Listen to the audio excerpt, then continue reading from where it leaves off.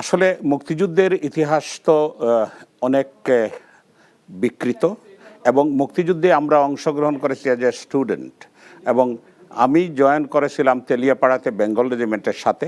এর আগে আমি ছাত্র সংগ্রাম পরিষদ 25শে মার্চ তাদের সাথে পাকিস্তান সেনাবাহিনীর সাথে কাউন্টার করা, বিভিন্ন এলাকাতে যুদ্ধ করা, অসহযোগ আন্দোলনে অংশগ্রহণ সব করেছি। কিন্তু আজকের যে এই ইভেন্টস এর সাথে আমি সম্পৃক্ত করতে চাই যে আমরা ছাত্র জনতা যেভাবে মুক্তিযুদ্ধের সময় আমরাও ইয়াং ছিলাম, এখনকার যে আমাদের যে নতুন প্রজন্মের মুক্তিযোদ্ধা তাদের মতোই ছিলাম আমরা।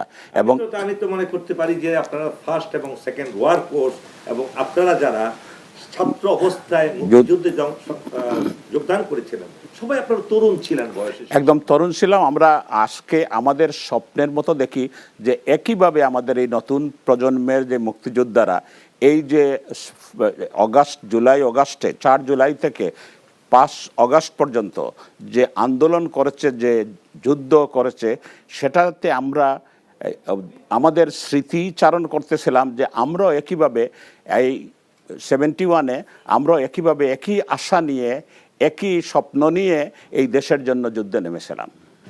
এই যে একটা বিশাল গণঅভ্যুত্থান ঘটল, কেন এই গণঅভ্যুত্থান ঘটল সংক্ষেপে যদি এই দেশের মানুষের আকাঙ্ক্ষা, চাহিদা, গণতন্ত্র, কথা বলার অধিকার ইত্যাদি বিষয়গুলো কোনটা ছিল গুরুত্বপূর্ণ?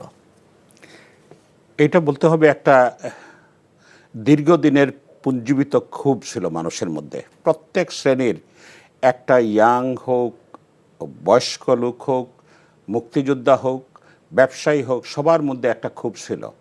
কারণ আমরা যেটা বিশেষ করে গত 16 বছর প্রথমবার শেখ হাসিনা এসে মোটামুটি একটা নর্মাল সিচুয়েশনে ছিলেন, বাট পরবর্তীতে যখন সেকেন্ড টার্ম যখন আসলো ক্ষমতাতে, তখন একনায়কত্বের এবং স্বৈরাচারীর চরম আকার ধারণ করলো এবং তারা ডিসাইডলি প্রবাবলি করেছিল যে এই দেশটা সম্পূর্ণটা তারা ডিজোন করে এবং এটারে লুটপাট করে, সমস্ত মানুষকে মেরে গুম করে, মানুষকে পলিটিক্যালি সাপ্রেস করে এবং ভিন্ন মতাবলম্বী সবাইকে সাপ্রেস করে, সাংবাদিক সব শ্রেণীর মানুষকে তারা একটা অতিষ্ঠ করে ফেলে এবং যার ফলে শ্রুতিতে সবাই একটা ক্ষোভের মধ্যে ছিল। বিশেষ করে আপনি যদি দেখেন এখানে গত 15 বছরের মধ্যে বিরোধী দলের যে ভিন্ন মতাবলম্বী যারা ছিল তাদেরকে কিভাবে নির্যাতন করা হয়েছে। তো নির্যাতন করলে আমাকে যদি নির্যাতন করা হয়, দরে গুম করা হয়, টর্চার করা হয়, আমার ছেলে, আমার মেয়েরা সবাই একটা বিক্ষুব্ধ হয়ে যায় এবং তারা একটা বিদ্রোহী হয়ে যায়। এর ফলশ্রুতিতে যে সিচুয়েশনটা ডেভেলপ করছে, যে 18 সালে যে কোটা আন্দোলন ছিল, সেই কোটা আন্দোলনের সময় যে একটা ছাত্রদের এবং জনগণের একটা বিশাল গণ অভ্যুত্থান আমরা দেখেছিলাম। পরবর্তীতে এটা যেভাবে সেটেল করা হলো এবং সেকেন্ড টাইম যেটা হলো, তখন মানুষ আরও অতিষ্ঠ হয়ে গেছিল।